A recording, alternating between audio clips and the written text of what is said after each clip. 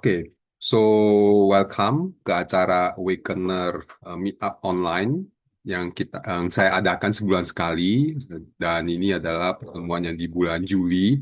Dan hari ini kita akan membahas terkait dengan berpikir apa adanya, dan sebenarnya ini topik yang saya secara personal sangat sukai, dan menurut saya salah satu kunci apa ya, kunci ya bahagianya saya gitu. Maksudnya kunci bahagianya saya yang saya praktekkan sehari-hari, terkait dengan belajar berpikir apa adanya. Ya. Nah, dan juga selamat malam teman-teman semuanya. Sebelum saya mulai, mungkin saya akan memperkenalkan terlebih dahulu. Karena saya juga ada lihat beberapa teman-teman yang saya belum kenal. Ya, siapa tahu teman-teman juga belum terlalu kenal saya juga gitu. Malam, Prof. Roy. Selamat malam, Mas Yudi. Ya, thank you sudah join in. Ya, kami makasih Mas, bisa dapat ilmu. Ada Pak Rahman juga, terima kasih sudah beberapa kali join. Dan ada beberapa teman-teman. Perkenalkan, nama saya Wahyudi Akbar. Saya adalah Neurosemantic Master Trainer di Indonesia dan juga Meta Coach dan Corporate Learning Strategist. Jadi background saya, ya kalau secara as a trainer dan coach itu adalah dengan basisnya adalah Neurosemantic, dan juga keseharian saya adalah di learning and development, dan bagaimana saya mengaplikasikan neurosemantic dan meta coaching ini di dunia pengembangan diri, di dunia learning and development, dan juga untuk personal development bagi personal saya juga, dan juga untuk saya sharingkan kepada teman-teman. Seperti yang dilakukan hari ini, tujuannya adalah untuk memperkenalkan neurosemantic kepada teman-teman, dan juga semoga teman-teman mendapatkan benefit dari sharingnya saya hari ini. Dan juga di sini ada beberapa teman-teman neurosemantic dan juga meta coach, seperti Bu Wiwi ada neurosemantic trainer dan juga meta coach, ada Bu Novi meta coach, siapa lagi ya, itu aja sih yang saya kenal yang neurosemantic trainer dan meta coach. Oke, nah sebelumnya izinkan saya eh, ya jualan sedikit lah ya. Jadi buat teman-teman, kalau yang mau ikut kelas lebih lanjutan, ini saya dan Bu Mariani, kita ada kelas Assessing Personal Genius. Itu 3 hari di tanggal 28, 29, 30 Agustus di bulan Agustus depan. Lalu kemudian saya ada bikin kelas juga online. Kalau tadi Assessing Personal Genius itu adalah offline, kalau ini adalah online. 8 pertemuan online yang akan dimulai dari setiap hari Minggu, akan dimulai dari bulan September sampai di sini 18 Oktober, bukan ya, 25 Oktober salah. Jadi ada 8 minggu tepatnya. Setiap hari Minggu kita akan ada pertemuan yang mengkombinasikan antara neurosemantic dan mindfulness di dalamnya. Lalu juga nanti di bulan Desember, cuman tanggalnya belum. Tadinya rencananya di bulan September, tapi kita undur di bulan Desember ini, terutama untuk yang first time manager, jadi yang mau belajar tentang leadership atau yang baru mengisi posisi leadership. Nah, ini ada sesi yang akan dibawakan oleh Bu Hani, Bu Fibra, Bu Mimi, dan saya. Ada 4 pembicara, dan ini versinya workshop ya, bukan seminar gitu. Jadi akan ada latihannya dan sebagainya untuk melengkapi teman-teman untuk menjadi seorang leader. Khususnya untuk yang kita sebutnya first time leader. Ya, jadi ini silakan kalau nanti tertarik dapat, kalau mau tahu lebih detail juga nanti dapat menghubungi admin yang teman-teman daftar untuk acara malam hari ini. Oke, hari ini kita akan membahas tentang ada apa dengan berpikir apa adanya, itu kunci bahagia praktis neurosemantic, atau sebenarnya the art of, di sini kalau bahasa kerennya ya, losing your mind gitu. Jadi kalau kata losing your mind itu sebenarnya kan ada beberapa arti ya gitu. Kalau bahasa Inggris tuh losing your mind tuh kayak orang yang samping dia losing your mind tuh jadi apa ya, uring-uringan gitu. Nah, kalau di sini adalah bagaimana kita belajar untuk berpikir apa adanya. Nah, apa sih yang maksud dengan berpikir adanya? Sebenarnya itu adalah belajar tentang bagaimana kembali ke kita punya senses. Nah, kalau kita yang sudah belajar tentang neurosemantic dan NLP, kita terbiasa dengan kata uptime. Nah, sebenarnya hari ini saya akan membahas tentang yang namanya uptime. Apa yang dimaksud dengan uptime dan kenapa itu menjadi penting? Nah, ini akan menjadi materi pembahasan kita hari ini. Dan tentunya di sini yang saya bahas itu basisnya adalah neurosemantik yang dikembangkan oleh Dr. Michael Hall. Ya, oke. Sebelumnya ini selalu menjadi dasar ya teman-teman kenapa bahwa bisa posisi kita respon dunia atau kita merespon terhadap orang, terhadap kejadian keseharian kita itu adalah berdasarkan pikiran kita, bukan berdasarkan realita yang sebenar-benarnya. Maksudnya apa? Pada saat saya misalnya lihat jalanan macet, lalu kemudian saya kesel, sebenarnya yaitu saya berespon berdasarkan pikiran saya tentang jalanan macet tersebut yang kemudian membuat saya kesel, bukan jalanan yang kita anggap macet itu yang sebenarnya membuat saya kesel. Karena salah satu indikasi bahwa kalau kita katakan bahwa jalanan yang membuat kita kesel, maka logikanya siapapun yang mengalami hal tersebut akan kesel. Tapi faktanya kan tidak semua orang mengalami jalanan yang dianggap macet itu kesel gitu. Atau pada saat kita bertemu dengan orang yang kita tidak sukai, lalu kemudian ya suka dan nggak suka ya kita bertemu seseorang lalu kemudian kita mengatakan saya nggak suka dengan dia itu berarti kan sebenarnya saya berespon dengan pikiran saya tentang orang tersebut yang kemudian menghasilkan sebuah perasaan tertentu yang akan mempengaruhi bagaimana saya berinteraksi dengan orang tersebut atau saya menjadi tidak nyaman untuk bicara depan umum atau melakukan sesuatu karena saya punya pemikiran tertentu yang membuat saya akhirnya menunda. Nah, itu majority kehidupan kita itu adalah basisnya kita berespon terhadap stimulus yang datang itu berdasarkan pikiran kita, bukan realita yang sebenarnya. Nah, ini menjadi menurut saya hal yang paling prinsipal ya, paling mendasar terkait dengan perubahan. Nah, namanya pikiran, artinya ini sesuatu yang bukan permanen gitu. Pikiran apa yang mendasari saya berpikir sesuatu itu kan hasil pembelajaran saya. Kita tidak kucuk-kucuk langsung mengerti tentang berpikir sesuatu, tapi kita belajar tentang berpikir sesuatu. Nah, kalau kita menyadari ini, maka menurut saya satu hal yang kita perlu sangat waspadai adalah ya pikiran kita sendiri. Sebenarnya pikiran kita ini dapat membangun, di satu sisi juga dapat menjatuhkan kita sendiri juga gitu. Nah, kalau kita tidak waspada dan kita tidak menyadari pikiran kita dan kita selalu menganggap pikiran kita yang paling benar dan sudah benar, ini yang seringkali membuat kita jadi tidak dapat berubah. Itu yang membuat kita akhirnya mandek di satu kondisi karena kita terjebak dengan pikiran kita. Dan saya dapat mengatakan pikiran kita kalau kita tidak cek and recheck, seringkali pikiran kita itu keliru.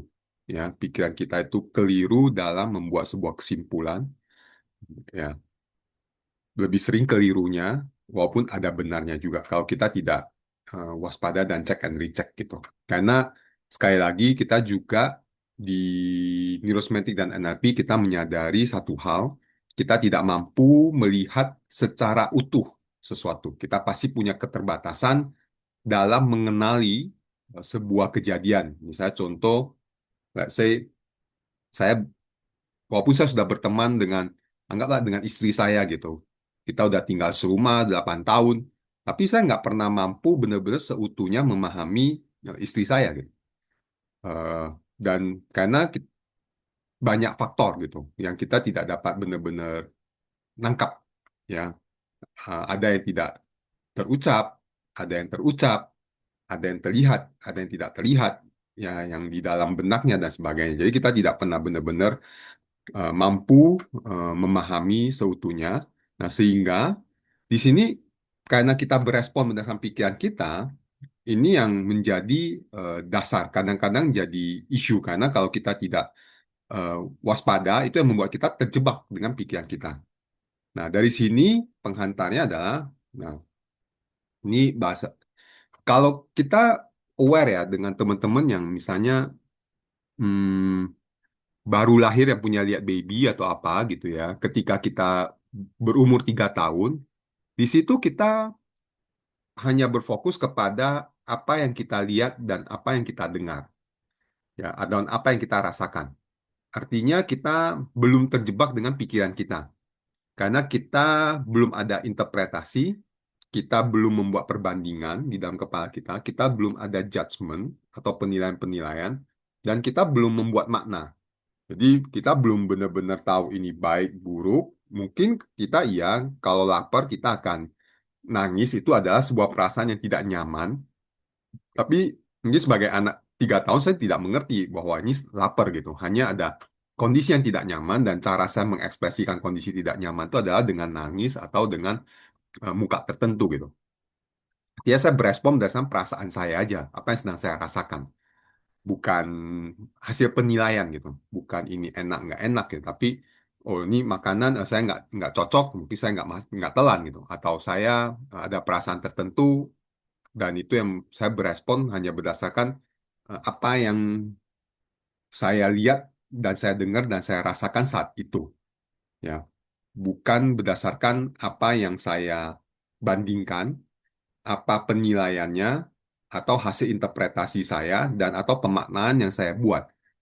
Nah, tentu kita terus berkembang kan. Misalnya dari kecil kita diajarin, misalnya nggak boleh pakai tangan kiri, perlu pakai tangan kanan, sehingga itu yang lebih sopan, tangan kiri nggak sopan.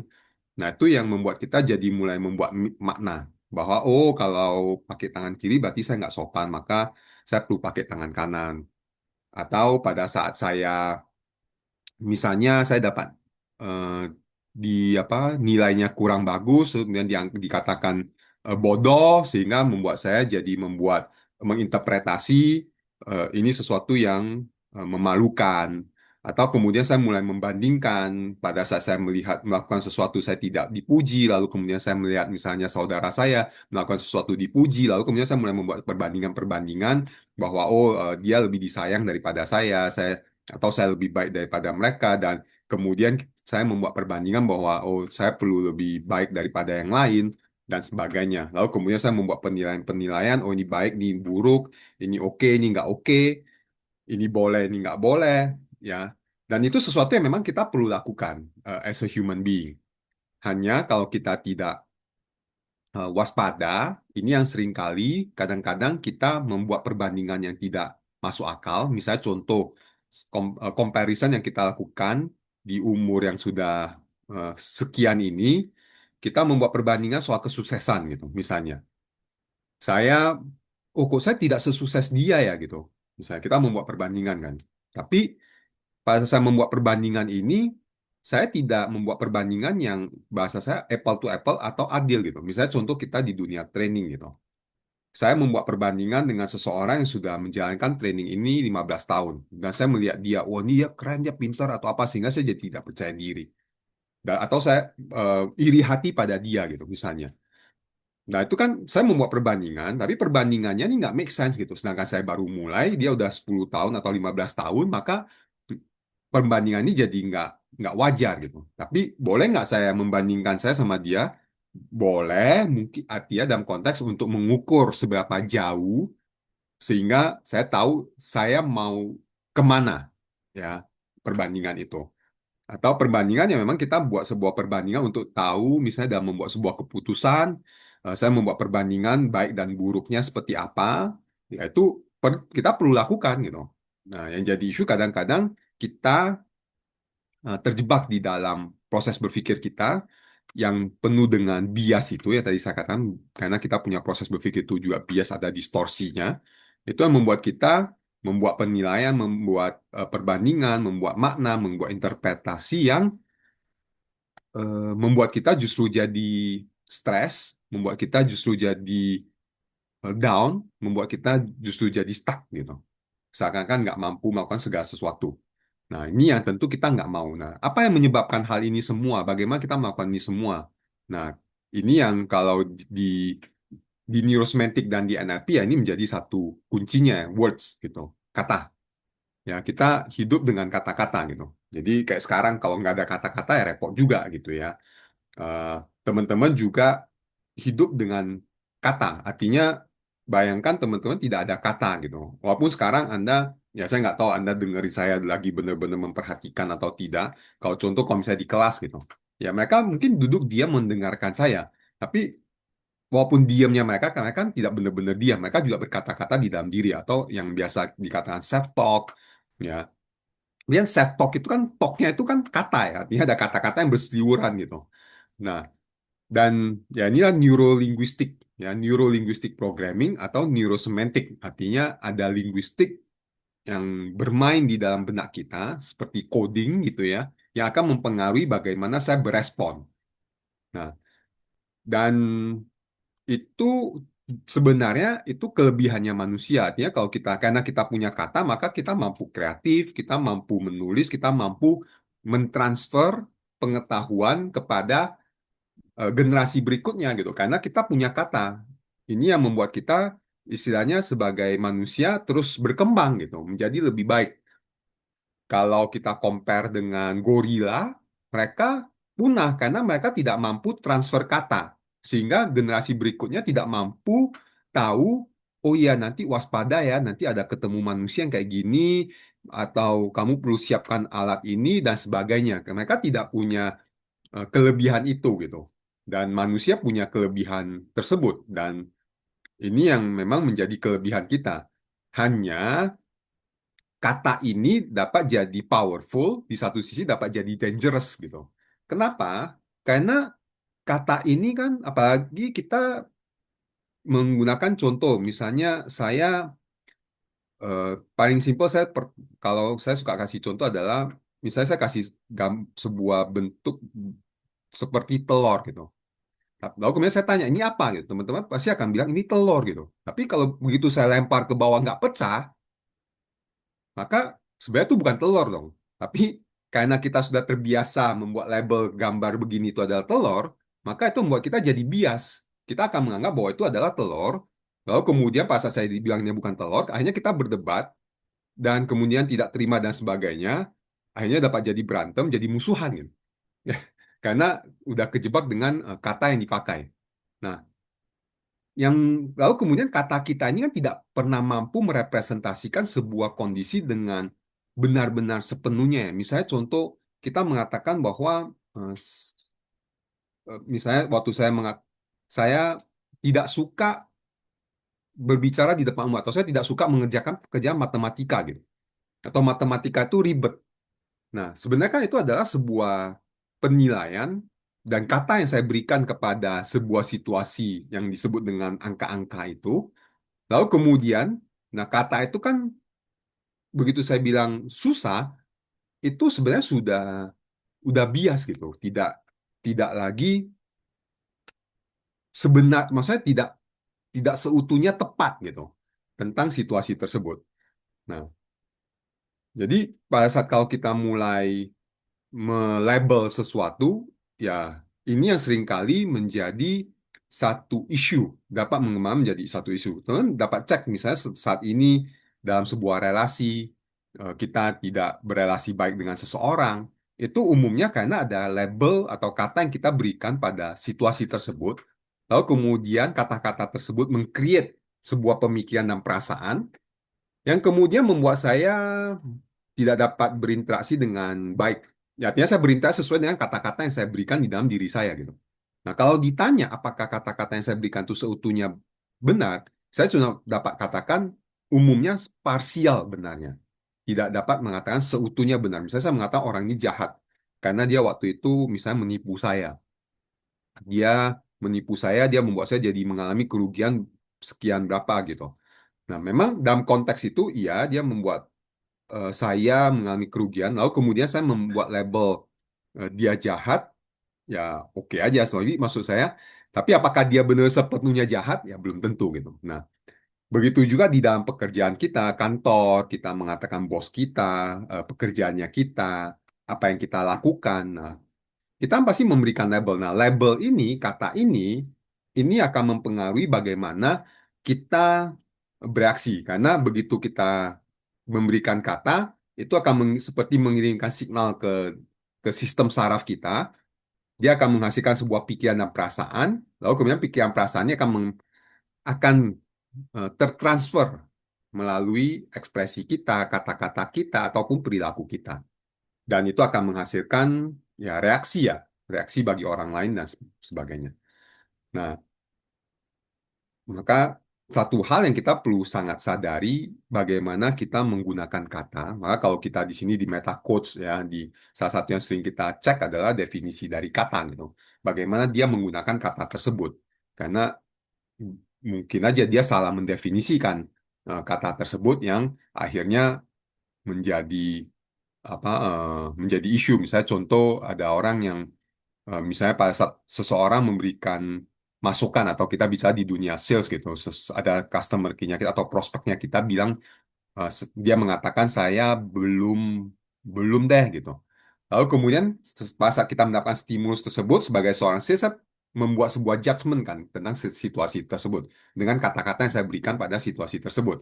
Nah, kata-katanya saya dapat mengatakan bahwa oh dia nggak pernah mau beli gitu. Padahal ya dia hanya mengatakan belum deh gitu. Tapi saya kemudian saya memberikan label bahwa dia nggak mau beli. Akhirnya begitu saya kasih kata tersebut sebagai penilaian atas situasi itu, maka membuat saya jadi stop untuk membangun relasi, untuk mungkin ngobrol lagi, melakukan pendekatan lagi dan sebagainya. Yang pada akhirnya, well, ternyata tiba-tiba dia beli sama orang lain gitu. Karena orang lain terus melakukan pendekatan. Nah, itu contoh. Nah, kalau teman-teman ada contoh-contoh kata apa, yang sedang ada di benak Anda, ya itu boleh share juga ya. Oke. Nah, dari sini dengan kata ini yang kemudian membuat kita hidup di dua level cara berpikir. Level pertama itu adalah sensory awareness. Sensory awareness artinya kita berpikir itu hanya berbasis panca indera yang kita sebut dengan uptime. Lalu level kedua itu ada evaluatif. Kita mulai bermain di dalam benak kita tentang pikiran kita atau tentang situasi yang sedang terjadi. Kita mulai di dalam benak kita. Atau di NLP kita sebutnya downtime. Ya, kita mulai masuk ke dalam. Atau kalau di neurosemantik kita sebutnya mulai metastating nih, reflektif di dalam kepala kita. Nah, kalau sensory awareness, kita hanya fokus kepada apa yang kita lihat, apa yang kita dengar, dan apa yang kita rasakan. Oke. Nah, kalau penjelasan adalah kalau level satu ciri-ciri adalah dia pure hanya mempersepsikan, melihat aja, mengobservasi apa yang saya lihat, tidak ada penilaian, hanya apa yang saya lihat, apa yang saya dengar, apa yang saya rasakan, tanpa ada penilaian berkelanjutan, tidak ada penilaian baik, buruk, oke, nggak oke, hanya apa adanya saja, ya, melihat sebagaimana adanya, ya. Lalu kemudian itu yang hadir sepenuhnya di saat ini dan kemudian create peace dan serenity artinya ketenangan, kedamaian dan ketenangan di diri kita. Nah, itu eh, level satu sensory awareness. Level 2 evaluatif itu adalah kita membuat membuat penilaian, kita sebenarnya proses kreatif ya. Kita membuat evaluasi, kita memikirkan, kita menganalisa, kita membuat kesimpulan, ya itu adalah proses reflektif yang kita lakukan di dalam benak kita. Nah, hari ini berpikir apa adanya itu berarti kita belajar berpikir ke level satu. Kita seringkali kalau level 2 ini kita juga perlu belajar. Dulu saya sempat sharing tentang dynamic of mind. Sebenarnya kita belajar untuk bagaimana menyadari dan mengobservasi dan memanage proses dinamika yang ada di dalam pikirannya kita. Nah, kita juga perlu mampu sensory awareness terhadap pikiran kita. Nah, itu next. Nah, kita butuh ya. Sebenarnya dua-duanya nggak ada baik, nggak ada buruk. Kita justru butuh dua level ini. Hanya hari ini kita akan bicara tentang level satu. Kalau level 2 ini saya yakin kita sudah terbiasa. Itu yang teman-teman kan suka merasa ribut di dalam kepala gitu ya. Merasa atau merasa tidak ada jalan keluar. Nah, kadang-kadang kalau kita udah terlalu masuk ke level 2 dan stuck, sebenarnya itu menjadi tanda-tanda kita perlu kembali ke level satu dulu. Proses berpikirnya ke level satu. Sehingga kita tidak kebawa dengan proses berpikir yang di level 2 yang akhirnya membuat kita jadi tidak ada solusi, kesulitan tidur, ya, kesel, marah, tidak percaya diri, atau apa anxiety. Nah, itu umumnya adalah sudah kejebak dengan proses level 2 yang tidak sehat. Ya, proses level 2 yang tidak sehat. Ada proses level 2 yang sehat. Jadi, kalau kita tidak terlatih, umumnya kita gampang masuk ke level 2 yang membuat kita jadi gampang cemas, membuat kita gampang eh, stres, ya stresnya yang apa distress gitu, bukan eustress. Lalu kemudian yang membuat kita kesel, marah dan sebagainya itu adalah level 2 yang tidak sehat gitu istilahnya. Diproses dengan tidak tepat. Nah, hari ini kita akan membahas tentang bagaimana kita masuk ke kalau kita udah stuck dengan itu, kita perlu belajar untuk kembali ke level 1 atau ke sensory awareness sehingga kita mampu hadir sepenuhnya di saat ini, kita mampu hadir sepenuhnya di saat ini dan kita akan membuat kita mampu lebih beradaptasi di dalam situasi yang sedang kita alami dan sebenarnya di situ akan menciptakan sebuah ketenangan, kedamaian, ya dan keseimbangan di dalam diri kita karena kita mampu hadir sepenuhnya di saat ini tanpa terjebak dengan penilaian-penilaian tidak bermanfaat. Ya, oke. Nah, ini ya tadi level 2 yang di atas meta meta place atau meta mind ya. Meta mind kalau di Bu Mariani namanya meta mind, artinya mind about mind itu kalau tidak dikontrol meta mindnya itu eh, atau dan di neurosemantik kita sebutnya meta place juga gitu. Ya. Nah, lalu bagaimana caranya kita belajar untuk berpikir apa adanya? Nah, ini satu kata dari Fritz Perls yang saya sangat sukai, atau lose your mind and come to your senses. Artinya kita belajar untuk tidak mikir, hanya hadir sepenuhnya di panca indera kita, di kesadaran panca indera kita. Hanya hadir sepenuhnya di mata, telinga, rasa. Nah, itu yang akan menciptakan sebuah ruang aman untuk diri kita. Misalnya, let's say kita mau bikin presentasi kepada atasan. Nah, kadang-kadang membuat kita nggak tenang, nggak nyaman, akhirnya jadi berantakan presentasi kita pada sudah dipersiapkan. Karena kita kejebak dengan evaluatif mind-nya kita gitu. Yaitu adalah, oh nanti kalau salah gimana, nanti pemikiran tiba-tiba reaksi dari muka tertentu dari atasan, ini apakah dia kayaknya dia nggak suka, oh saya maunya dia mukanya begini, saya mau dia begitu. Nah itu yang kadang-kadang membuat kita eh, jadinya tidak all out, malah tidak all out gitu. Misalnya karena atasan bertanya, oh ini jangan-jangan ini pertanyaannya dan saya harus benar gitu dan saya harus mampu selalu menjawab gitu. Nah, akhirnya mi- malah ngasal jawabnya karena padahal nggak tahu gitu. Tapi hanya jadi karena ada kesana harus menjawab, harus benar, harus mempertahankan sehingga malah jadi ngasal. Padahal kalau kita mampu untuk hadir sepenuhnya saat ini, nggak tahu ya kita, oke, ya memang saya belum tahu, ya nanti saya akan cari tahu, sehingga saya lebih mampu untuk hadir sepenuhnya di kondisi tersebut, itu yang justru sebenarnya seringkali memberikan keamanan dan kepercayaan diri. Ini yang saya alami ya, ini saya juga mengalami seperti itu gitu. Jadi itu yang membuat saya mampu beradaptasi, tidak kejebak dengan ya pikiran-pikiran yang ada di dalam kepala yang tidak relevan di saat itu ya. Nah, jadi di sini bukan tujuannya adalah stop thinking ya, tidak tidak membuat kita tujuannya adalah bukan kita tidak go ke level 2. Kita tetap butuh level 2 untuk analisa, membuat kesimpulan, membuat penilaian, kita tetap butuh itu gitu. Hanya kita juga perlu belajar untuk mampu menginterap terutama untuk kondisi yang kita memang saat ini saya tidak butuh membuat penilaian. Maka saya perlu kembali ke level satu yaitu adalah sensory awareness.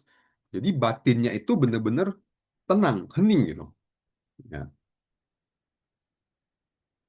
ya, tenang dan hening. Oke, nah itu yang kita perlu lakukan. Nah, jadi bagaimana caranya kita dapat ke sana gitu? Ya, yang pertama adalah di sini kamera ready ya. Ini sebenarnya yang kita perlu belajar hidup di sensory awareness itu adalah ya uptime. Uptime itu artinya melihat yang melihat, mendengar yang mendengar, merasakan yang hanya merasakan. Saya nggak tahu teman-teman saat ini seperti apa, tapi satu latihan kecil yang dapat kita lakukan saat ini, yaitu kita sebutnya uptime, yaitu adalah see and see, hear and hear, feel and feel. Jadi misal teman-teman melihat sesuatu yang ada di depan, melihatnya hanya sekedar melihat gitu. Tidak, oh ini kenapa ya dia pakai notebook LM ya? Kenapa dia pakai AI ya? Kenapa dia tulisnya begini ya? Kenapa dia begitu ya gitu. Nah, itu tidak itu tidak Anda lakukan. Jadi Anda hanya melihat, oh oke, ada tulisan ini, oh ada ini, ada ini. Ya hanya sekedar melihat dan mengamati aja gitu. Tidak yang ya tidak dievaluasi, tidak dibuat penilaian bagus, buruk, nggak ngerti, ngerti apa itu, maksudnya ya apa ini oke gitu. Oh ini tulisan, oh ini gambar, oh ini gini, oh ini gini. Sebatas mengamati dan melihat saja. Nah, ini yang saya mau ajak teman-teman, atau kalau misalnya Anda dengar suara saya, oh ya, ya sekedar mendengarkan saja gitu. Tidak yang apa? Ini kenapa logatnya begini misalnya ya, atau intonasinya begini atau apa gitu. Anda tidak melakukan penilaian ke sana, tapi hanya sekedar mendengarkan apa yang terdengar saja. Ya. Nah, jadi ini satu latihan yang saya mau ajak teman-teman karena kebanyakan off cam gitu ya. Jadi yang saya mau ajak adalah dan ini praktek yang sering saya lakukan dan saya kayaknya kalau saya sharing, saya banyakkan sharing tentang hal ini dan itu adalah belajar untuk sekedar melihat yang melihat, mendengar yang mendengar, merasakan sehingga Anda stop berpikir sejenak, sejenak, beberapa detik. Kalau yang sudah mampu terlatih, mungkin dia dapat beberapa menit. Tapi kalau yang belum, minimal Anda ngalamin ya 3 detik, 4 detik lah gitu. Ya, hitungan 1, 2, 3, 4 gitu. Habis itu ribut lagi ya, it's okay gitu. Nah, boleh nggak saya minta teman-teman untuk Anda duduk sejenak gitu ya, duduk. Lalu kemudian dimulai dari Anda menyadari nafas. Saya selalu pakai kembalikan nafas dulu ke saat ini. Anda menyadari nafas Anda. Lalu kemudian Anda menyadari tubuh Anda, ya, dari ujung kepala sampai ke ujung kaki.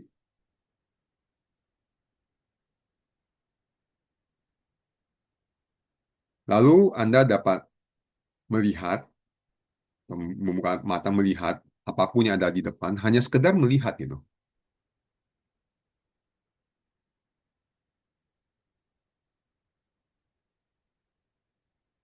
Kalau 2 detik kemudian langsung ada penilaian, it's okay. Fokus kepada 2 detik yang diamnya itu. Berarti Anda mampu lakukan 2 detik.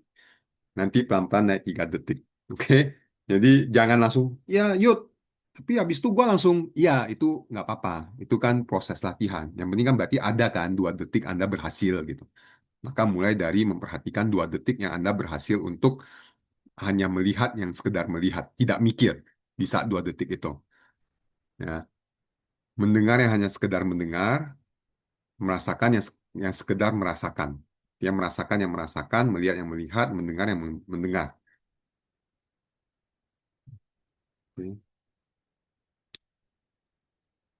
Nanti boleh share ya, yang kalau Anda lakukan, apa yang Anda rasakan atau apa yang Anda alami, gitu. Nah, ini menurut saya latihan pertama, latihan yang paling mendasar, yang kita perlu belajar lakukan gitu, untuk tidak sibuk di dalam pikiran kita, itu yang akan membantu kita untuk hmm, melihat sebuah kondisi sebagaimana adanya. Ya, terutama kondisi-kondisi yang membuat kita tidak nyaman. Ya, kondisi yang membuat kita tidak nyaman, kita mampu untuk sekedar melihat dan mengalami sebagaimana adanya, tidak dikasih penilaian. Misalnya contoh gitu ya, kemarin saya sedang tidak enak badan. Lalu kan perasaan dong, ada perasaan itu tidak nyaman gitu.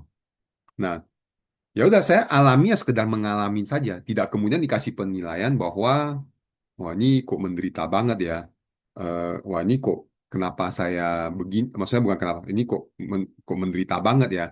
Ini apa ada yang salah ya atau apa ya gitu. Saya tidak melakukan penilaian-penilaian ke sana dulu gitu. Jadi saya sekedar ya oke, memang tubuh sedang tidak baik, sedang tidak nyaman. ya kita sekedar mengalami aja gitu. Walaupun kepalanya nyunyutan, habis itu muntah gitu. Ya udah muntah-muntah aja gitu. Maaf ya. Jadi nggak kemudian membuat penilaian yang terlalu berlebihan gitu. Sehingga ya menderitanya tidak nyamannya bukan menderita. Tidak nyamannya tuh ya sebatas itu aja, tidak sampai berkali-kali lipat gitu. Atau pada saat kita sedang jalan justru itu yang membuat kita mampu menikmati pemandangan, menikmati keberadaan orang di sekitar kita, karena kita hadir sepenuhnya, kita melihat yang melihat, mendengar yang mendengar gitu ya, merasakan sekedar merasakan, tidak kejebak dengan penilaian-penilaian yang kita berikan pada saat kita berdiskusi dengan mereka. Nah, oke, jadi prakteknya adalah simple sebenarnya, prakteknya sangat simple, yaitu adalah Anda duduk, sadari nafas, lalu kemudian Anda belajar pelan-pelan. Melihat yang hanya melihat, ya ulangin kata-kata di dalam diri. Saya melihat yang hanya melihat. Katakan itu. Melihat yang hanya melihat. Mendengar yang hanya mendengar. Merasakan yang sekedar merasakan. Itu latihan pertama. Jadi kalau Anda sedang mengalami kondisi yang tidak nyaman, misalnya ribut sama pasangan, atau tidak nyaman dengan atasan, atau ada apa, Anda perlu mampu kembali ke latihan ini. Oke, ada nggak nyaman, udah. Saya merasakan yang sekedar merasakan. Saya melihat yang sekedar melihat, melihat atasan yang sekedar melihat. Jangan kemudian atasan, oh, atasan ini menyebalkan, atasan ini belagu, atasan ini apa, atasan itu apa gitu. Anda tidak lakukan itu gitu, tapi sekedar yang melihat ada orang di depan saya seperti saat ini saya sedang melihat Bu Novi di depan saya gitu, yaitu sekedar melihat saja gitu. Ya, tidak kemudian kasih penilaian yang aneh-aneh gitu. Oke, jadi itu prakteknya pertama. Lalu kemudian setelah itu, ya di sini kita akan belajar kalau kita sudah mampu lakukan itu. Nah, satu hal kan pikiran kita itu suka jalan-jalan ya. Suka jalan-jalan, ada saat ini, ada masa lalu, ada masa depan gitu. Ya, sekali lagi, kita butuh itu. Kita butuh itu. Hanya ada momen kita perlu di saat kita perlu istirahatkan tubuh ini selain di saat tidur. Sesehari-hari itu sebenarnya kita juga perlu belajar mengistirahatkan, istilahnya membuat tubuh ini, badan ini sehat dengan istirahat. Istirahatnya bukan berarti tidur, tapi istirahatnya itu adalah kita benar-benar hanya hadir sepenuhnya di saat ini. Itu sebenarnya momen kita istirahat. Karena kalau kita bawa ke masa lalu, umumnya ya kita bernostalgia, kita atau bahkan menyesali dan sebagainya, atau kita kebawa ke masa depan, kita berimajinasi, mengantisipasi nanti pekerjaan gimana, kalau tidak kerjakan seperti apa, wah, akhirnya lelah, capek dan sebagainya gitu ya. Nah, saat itulah Anda perlu belajar untuk beristirahat dengan kembali ke saat ini. Nah, untuk mampu kembali ke saat ini, Anda perlu mampu belajar berpikir apa adanya. Nah, belajar berpikir apa adanya itu kembali ke yang kita bahas sebelumnya, yaitu adalah melihat yang sekedar melihat, mendengar yang sekedar mendengar, merasakan atau mengalami yang sekedar mengalami, tidak dikasih yang aneh-aneh. Jadi, kita kembalikan ke saat ini, kita hidup di saat ini. Nah, caranya gimana hidup di saat ini? Nah, kalau cara saya latihan untuk mampu kembali ke saat ini adalah perhatiannya pada nafas. Kalau tadi kan melihat yang sekedar melihat, mendengar yang sekedar mendengar, merasa mengalami yang sekedar mengalami. Nah, cara gimana untuk kita berlatih untuk hidup di saat ini? Nah, prakteknya adalah Anda menyadari nafas masuk dan nafas keluar. Karena begitu Anda menyadari nafas Anda masuk, nafas keluar, itu sebenarnya Anda belajar untuk hidup di saat ini.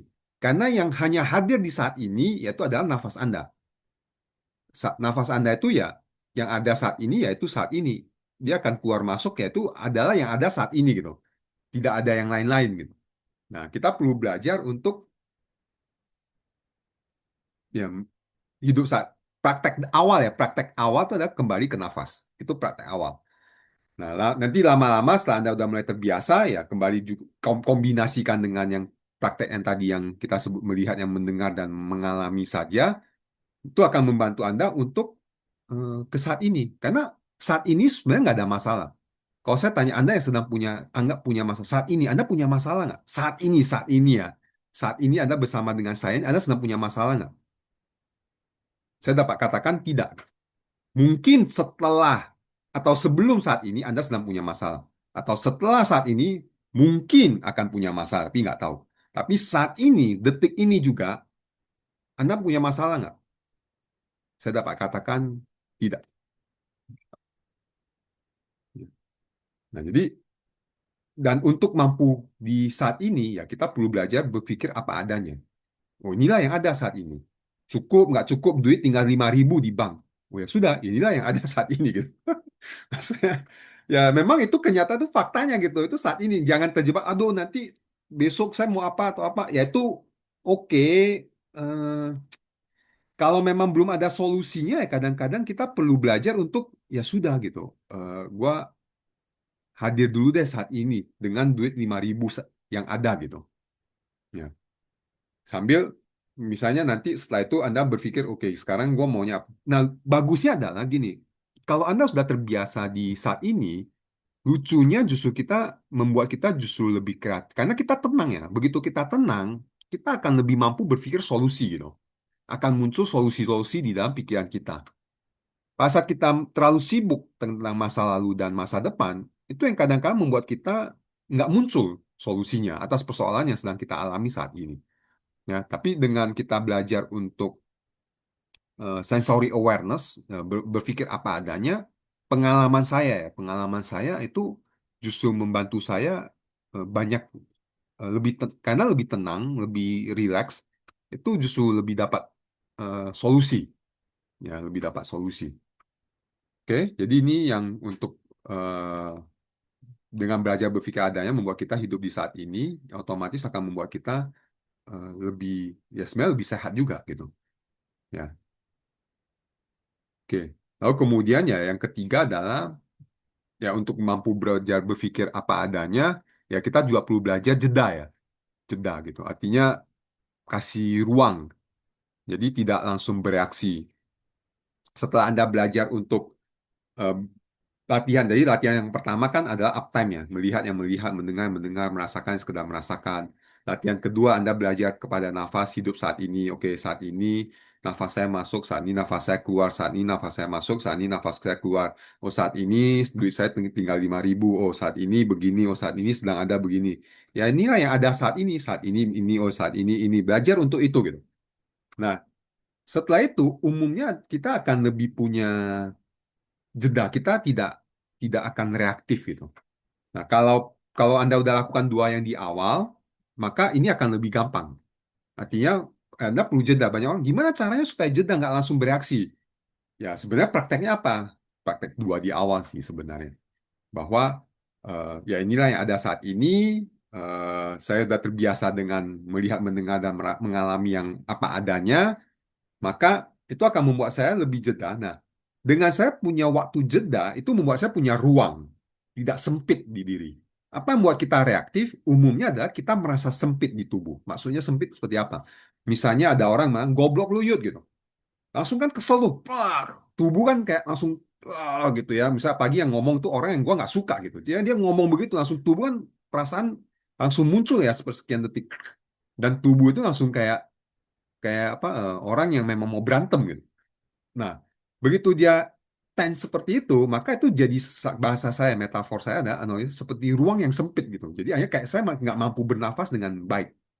Nah, pada saat itu yang membuat saya jadi kadang mikirnya makin aneh. Ini nggak boleh saya biarkan. Oh dia nggak sopan, dia apa? Itu yang membuat saya jadi justru mikirnya tuh makin nggak sehat gitu. Nah, tapi pas kalau saya sudah terbiasa dengan praktek yang saya bahas tadi, uptime dan nafas, maka itu akan membantu saya mampu create sebuah ruang jeda. Nah, salah satu praktek juga yang dapat dilakukan pada saat ruang jeda itu adalah gini, waktu teman-teman belajar, misalnya kalau teman Anda saat ini Anda perhatikan nafas Anda ya, nafas masuk, itu kan nggak segera langsung nafas keluar. Begitu Anda nafas masuk, itu kayak ada jeda sebelum nafas Anda keluar. Gitu. Dia nggak direct, nggak kayak gitu. Ya. Begitu Anda masuk, itu kan kayak ada berhenti sejenak ya. Kayak, baru kemudian keluar. Nah, itu sebenarnya ada jeda ya. Nah, kalau Anda terbiasa menyadari hal tersebut, sebenarnya itu Anda belajar untuk jeda juga. Anda meng-create momen pause. di diri Anda. Jadi nafas masuk, ada pos, Anda sadari itu, baru kemudian keluar.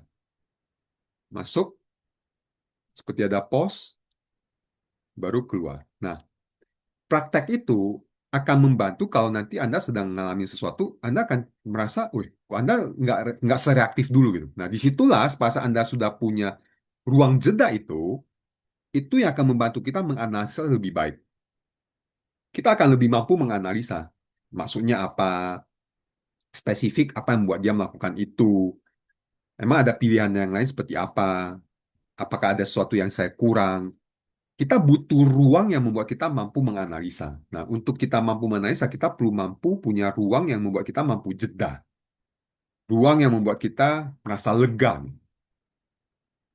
Nah, untuk mampu ke sana, kita punya ruang yang lega itu, ya ini bicara praktek ya, bisa praktek gitu. Ya, prakteknya yang tadi yang saya sebut. Jadi, kembali lagi saya ulangin, uptime, nafas, lalu kemudian menyadari nafas yang masuk ada jeda, baru nafas keluar.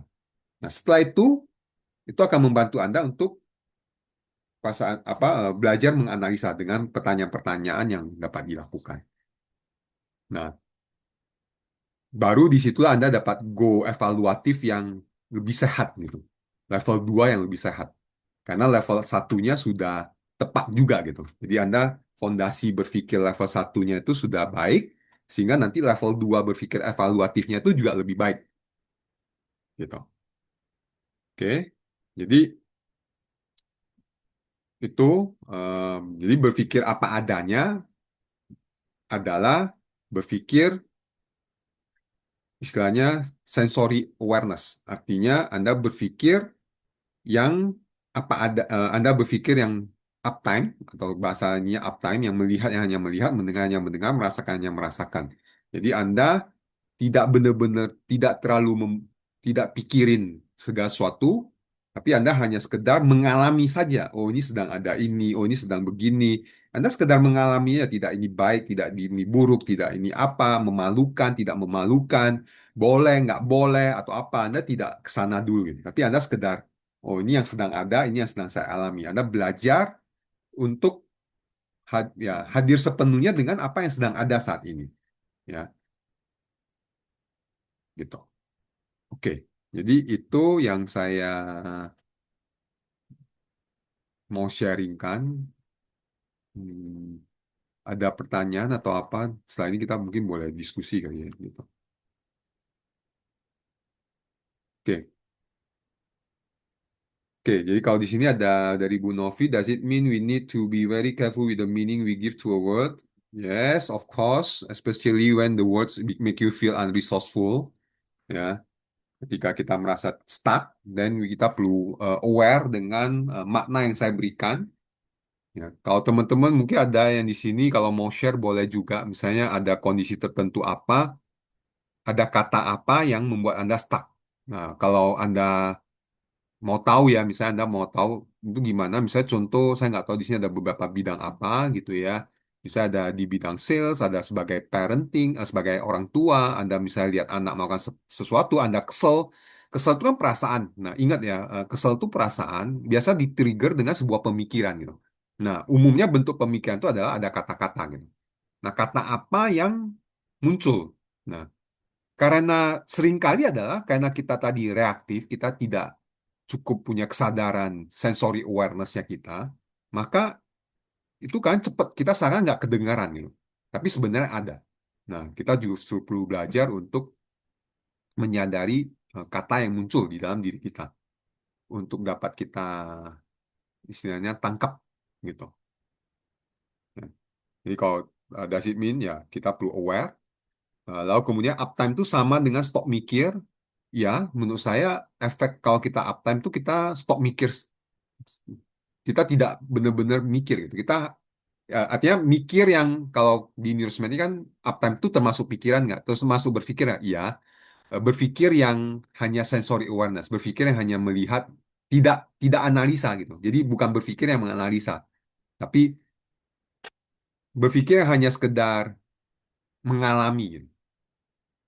Ya, yang melihat saja, yang mendengarkan saja, yang merasakan saja gitu. Oke. Pak, saya Ibu Ya, Ati, Pak, mau tanya, Pak. ya silakan Bu Ati. Eh, apabila Pak. kita sudah berusaha untuk tidak berpikir gitu kan, sudah berusaha mengosongkan gitu, Hmm, lalu terlintas aja gitu, hmm, ya, terlintas begitu. Itu bagaimana caranya dan terlintas itu kita udah misalnya nanti ya Allah udah tenang nggak mau berpikir nggak apa terus tarik napas gitu. Kadang hmm, kan suka ya, terlintas lagi ya, gitu. ya, Bagaimana? Terima kasih Pak. ya. Nah, terlintas itu kan kayak kita lagi lihat langit, tiba-tiba ada meteor yang sedang lewat. Kan dia habis itu kan pergi lagi kan. Teng. Yang jadi isu adalah saya terus terus ngikutin tuh meteornya tuh.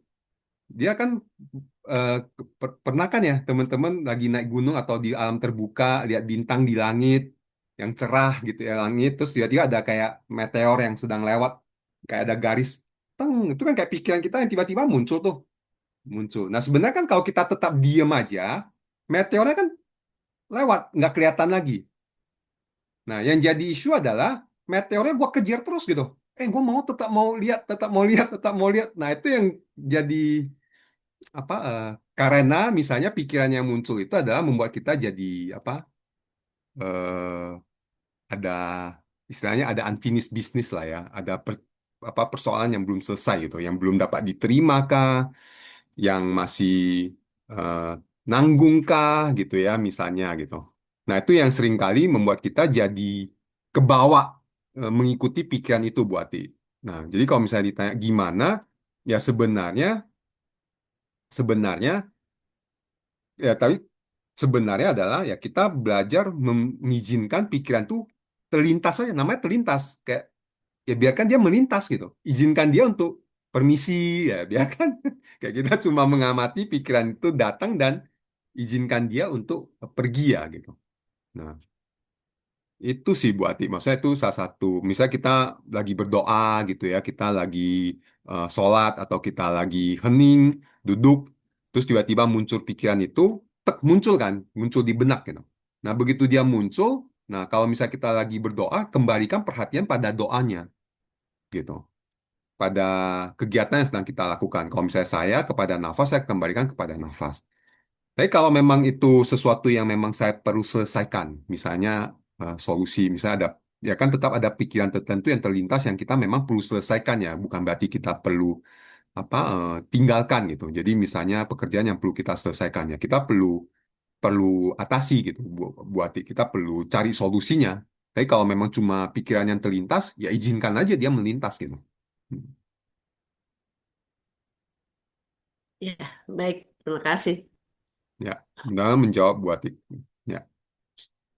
Oke, lalu di sini ada Bu Nur Halimah. If our cannot move of the past, how to be person in here and now? Cause that's very difficult for me. Give answer, please, sir. Thanks for your attention. Nah, itu contoh evaluatif nih. Very difficult for me, gitu. How difficult is it? And actually, kalau saya tanya adalah, what make it difficult, gitu.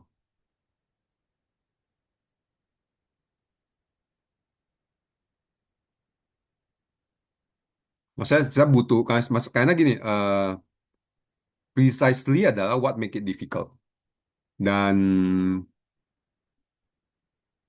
ya ini saya nggak tahu case detailnya ya. Mungkin akan lebih baik kalau saya juga sedikit tahu ini apakah tadi Pak Rahman apakah itu sesuatu yang ada hubungan dengan luka masa lalu, trauma, possibility gitu ya. Tapi kalau pun sebenarnya kalau sebenarnya ya namanya luka masa lalu, salah satu prinsip berpikir adalah kita kalau bagi saya yang teman-teman saya pernah share adalah ingat umur gitu. Jadi artinya masa lalu itu kan di masa lalu yang terjadi pada saat kita di umur mungkin masih kecil, masih bodoh, masih nggak tahu, masih apa, sehingga kita mengalami kondisi itu gitu. Tapi kalau kita ingat umur kita yang saat ini, bahwa kita yang di saat ini sudah lebih dewasa, lebih punya pengetahuan, lebih punya kebijaksanaan, lebih apa, dan kita menyadari kita yang saat ini sudah lebih baik dari kita yang masa lalu, harusnya itu masa lalu nggak akan jadi masalah gitu. Yang jadi isu adalah saat ini saya melihat diri saya seperti saya yang di masa lalu. tanpa menyadari bahwa, hey, Yud, lu sudah beda sebenarnya. Karena kalau ditanya, masih sama nggak diri saya dengan saya masa lalu? Pasti beda gitu. Nggak mungkin. Kita sebenarnya sudah pasti lebih pintar, lebih berpengetahuan, lebih bijak. Apalagi yang pernah mengalami jatuh gitu. Umumnya kita lebih bijak gitu. Hanya di dalam pikiran kita, kita tidak mengalami kondisi itu apa adanya, atau ada sebuah kata yang kita berikan di masa lalu itu, yang misalnya waktu itu saya eh, ada yang kasih itu ada memalukan, penghinaan. Dia pakai kata itu yang akhirnya jadi kayak masih nggak rela gitu. Nah, jadi kalau tanya bagaimana be here and now, to be a person in the here and now, ya salah satu prakteknya adalah kayak sekarang. Anda sadari nggak nafas Anda? Anda sadari nggak tubuh Anda? Dan Anda sadari nggak bahwa apa yang sudah lebih baik dari diri Anda dibandingkan diri Anda yang sebelumnya gitu. Terus kemudian, tapi saya merasa kok membekasnya sampai belasan sampai puluhan tahun. Hmm, ya ini kalau boleh saya nggak tahu apakah possible untuk diceritakan ya gitu. Maksudnya apa sih persisnya yang sedang membekas itu gitu. Kalau nggak nanti saya bilang fokus ke saat ini ternyata sesuatu yang penting untuk diselesaikan juga jadi apa tidak tepat juga ya gitu. Kalau boleh kali Bu Nur Halimah kalau mau sharing, kalau berkenan ya, tapi kalau nggak juga nggak apa-apa. Tapi kalau misalnya Pak Rahman bertanya apakah itu masuk masa lalu, trauma, ya kalau memang itu membekas dari masa lalu dan puluhan tahun, ya itu udah ada, kalau bahasa saya unfinished business yang dari masa lalu lah. Jadi bukan trauma atau apa, tapi ada persoalan di masa lalu yang belum diselesaikan. Atau eh, kalau bahasa saya juga ada lupa umur gitu. Eh, Tidak ingat umur. Artinya masih melihat hari ini seperti melihat kejadian yang 10 tahun yang lalu gitu. Ya, jadi itu yang seringkali terjadi. Kita melihat diri yang hari ini seperti karena tadi ya kita respon berdasarkan pikiran kita kan. Dan karena pikiran kita itu begitu kuat gitu. Dan apalagi sering dimain itu jadi kayak udah bahasa kita kayak terasosiasi ya gitu. Ya kita udah seakan hidup hari ini masih sama dengan hidup yang di masa lalu. Nah, kalau solusi ininya adalah ingat saat ini saya umur berapa. Itu ingetin diri sendiri saat ini saya umur berapa. Saya saat ini tahun berapa. Saat ini saya sudah seperti apa gitu. Saat ini saya sudah apa yang berbeda ya gitu. Ya off cam nggak apa-apa, tapi kalau boleh bercerita sedikit Bu Nurhalim.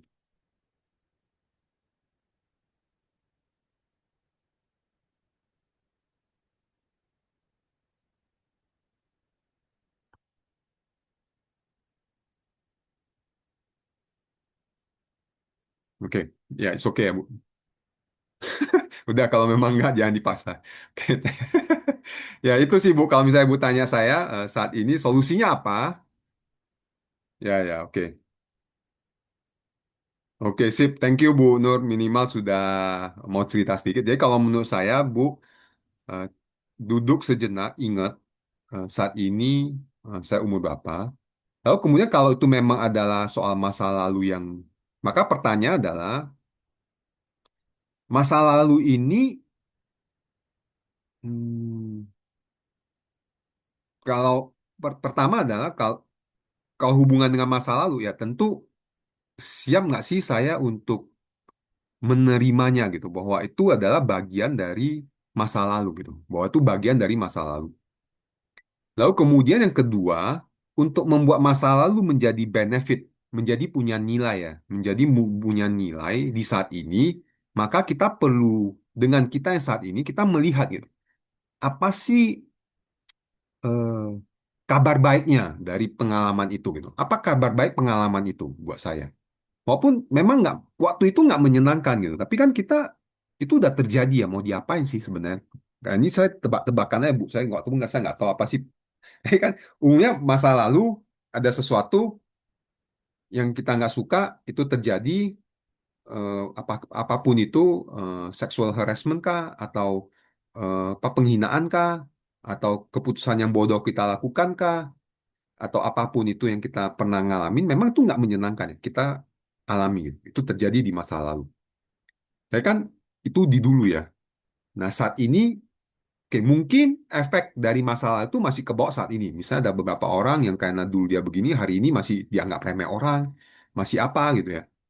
But ya di sini kita perlu belajar untuk, oh ya, inilah yang ada gitu. Inilah yang sedang ada, inilah memang sedang saya alami. Tapi ingat gitu, kalau saya mulai berubah, maka umumnya situasi juga sebenarnya akan berubah gitu. Misalnya saya mulai, apa,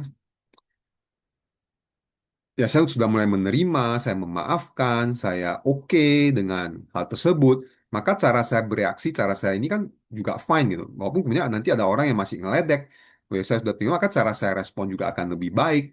Otomatis kehidupan saya juga akan mengalami perubahan gitu. Jadi untuk menjawab Ibu, singkatnya adalah, pertama, untuk mampu here and now, ingatkan diri sendiri saat ini saya umur berapa, apa yang sudah saya, eh, apa hal apa hal-hal baik yang sudah saya, eh, punya gitu ya, apa peningkatan sudah saya punya, apa yang sudah apa yang perubahan yang sudah saya lakukan, ada kebiasaan baru apa yang saya punya saat ini. Nah, itu kita perlu ingatkan gitu, kita perlu ingatkan diri kita saat ini gitu. Lalu kemudian yang kedua adalah, oh ya, itu di masa lalu ya sudah lewat, sebenarnya sudah nggak ada, adanya hanya cuma di memori, adanya hanya cuma di pikiran. Begitu ngeramain, ada merasa nggak nyaman, tarik nafas, buang nafas, ya sudah, izinkan dia untuk kayak tadi melintas saja, izinkan dia untuk pergi juga gitu. Lalu kemudian kita lihat kembali apa yang dapat saya petik, kabar baik apa yang dapat saya ambil dari kejadian tersebut yang akan memperkuat saya di saat ini gitu. Yang akan memperkuat saya saat ini dan ke depan. Nah, itu yang menurut saya eh, penting untuk dilakukan. Ya, dan terus ingatkan bahwa masa lalu itu ya, ya sudah gitu. Itu cuma hanya tinggal dipikirkan. Karena pikiran itu memang muncul kayak pertanyaan Bu Ati, kalau dia melintas gimana? Yang jadi isu yang gini, begitu dia melintas, perasaan ikut. Itu yang jadi masalah. Kalau dia cuma melintas tanpa perasaan, kita masih enak. Karena cuma lewat teng. Yang isu kan misalnya dia melintas tuh, teng. Begitu dia muncul, rasa ikut. Teng muncul juga. Nggak nyaman, sakit hati, kesel, marah, ikut. Ikut dengan pikiran itu. Begitu pikiran muncul, perasaan ikut. Nah, lalu kemudian perasaan ini yang dipersoalkan nih, yang kemudian membuat saya nggak terima gitu. Nah, saran saya adalah sadari aja. Nah, itu uptime. Alami aja. Oh iya, ini perasaan ini sedang muncul akibat pikiran ini. Tarik nafas, buang nafas, senyumin, senyumin aja. Nanti lama-lama hilang juga gitu. Itu sih. Mudah-mudahan menjawab sih. Mudah-mudahan menjawab, Bu Nur. Oke. Jadi itu, menurut saya itu contoh kenapa kita perlu latihan. Jadi bagi saya ini praktek yang kita perlu rutin lakukan. Bukan praktek yang dilakukan, sekali lagi, kalau sama saya, kenapa seringkali misalnya tadi, saya nggak mampu hidup di saat ini. Karena prakteknya dilakukan saat sudah punya masalah. Sudah pada saat sedang dalam masalah tersebut. Nah, namanya latihan, sekali lagi, kan nggak setiap hari ya, misalnya trauma itu atau ketakutan itu muncul. Nggak setiap hari dong, bukan nggak setiap detik. Ada dong detik-detik yang kita santai, relax, fun, chill, eh, ketawa, senyum, happy. Ada dong gitu. Nggak mungkin ada 24 jam sedih terus.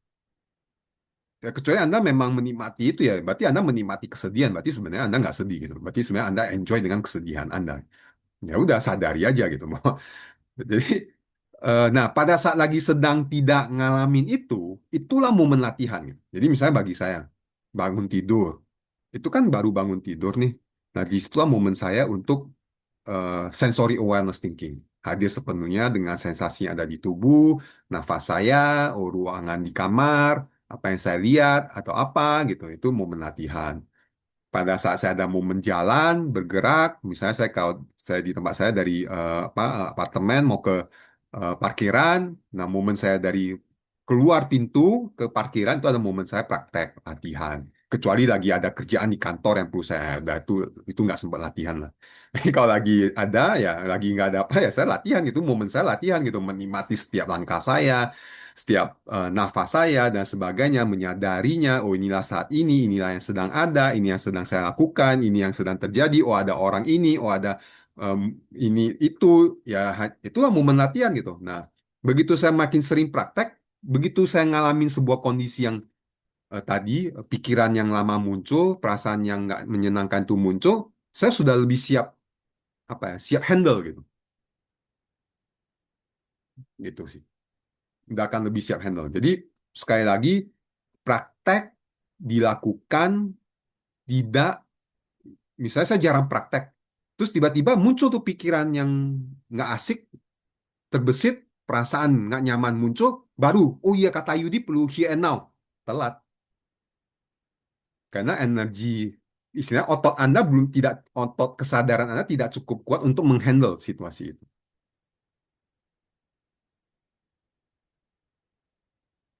Oke. Ya. Jadi prakteklah di saat justru sedang tidak punya masalah. Seperti Anda hidup sehat sebelum sakit. Nah, sama. Jangan udah sakit baru mau apa ya sibuk. Ya bisa bisa tapi beda dengan kalau kita mulai latihan sebelum sakit gitu. Nah, itu sih. Oke, ada lagi eh, teman-teman. Jadi kalau ya ya menurut saya tuh ini menurut saya ini sesuatu yang memang sangat fundamental ya teman-teman latihan untuk tidak kejebak dengan pikiran analisa Anda. Latihan untuk sekedar mengalami sesuatu apa adanya. Ini praktek atau latihan yang menurut saya sangat krusial untuk dilatih sehari-hari. Lagi mandi, Anda praktek. Lagi sikat gigi, Anda praktek. Lagi makan, Anda praktek. Lagi nunggu lift atau nunggu sesuatu, Anda praktek. Ini sebuah praktek yang menurut saya sangat penting untuk dilatih. Karena kalau Anda sudah sanggup, maka level satunya sudah bagus, nanti kemampuan analisa Anda, evaluasi Anda pasti akan lebih baik. Pasti, ya, pastilah. Maksud saya juga ngalamin itu gitu. Ya, itu sih. Oke, jadi saya pikir itu aja yang dapat saya sharingkan dan sedikit lagi mau merimain kalau teman-teman nah, mau belajar praktek lagi di sini sebenarnya 8 hari pertemuan ini akan banyak latihannya, akan banyak latihan apa ya akan akan ada dibarengin dengan latihan meditasi, mungkin sebutnya meditasi, tapi bagi saya adalah latihan kesadaran lah. Latihan kesadaran akan apa yang sedang ada di saat ini. Karena menurut saya itu adalah fondasi, itu adalah fundamentalnya, baru akan lebih mudah bagi kita untuk eh, ya nanti beberapa hal pemaknaan, eh, power zone dan sebagainya. Gitu. Ya. So that's it dari wake up call dari saya yang dapat saya sampaikan kepada teman-teman. Jadi eh, terus praktek ya sekali lagi praktek uptime, praktek menyadari nafas, praktek menyadari apa yang sedang ada saat ini tanpa penilaian yang berlebihan, hanya hadir sepenuhnya dengan apapun yang sedang ada saat ini. Ya, oke. Thank you Bu Sylvia juga menikmati saat ini ya. Oke, saya pikir itu aja yang dapat saya sharingkan. Terima kasih untuk kehadirannya teman-teman, Bu Novi. Thank you for the support, Bu Wiwi juga, dan Pak Rahman, dan Bu Sylvia, dan Prof. Roy, Bu Nur, thank you untuk sharingnya juga tadi, dan Bu Atik untuk pertanyaannya. Ada Bu Sasa dan Anja, izin panggil Anja aja dulu, Bapak atau Ibu Anja, ya. So, thank you untuk kehadirannya. Sampai ketemu di pertemuan berikutnya dan sehat-sehat selalu dan selamat beristirahat. Thank you. Thank you Bu Novi.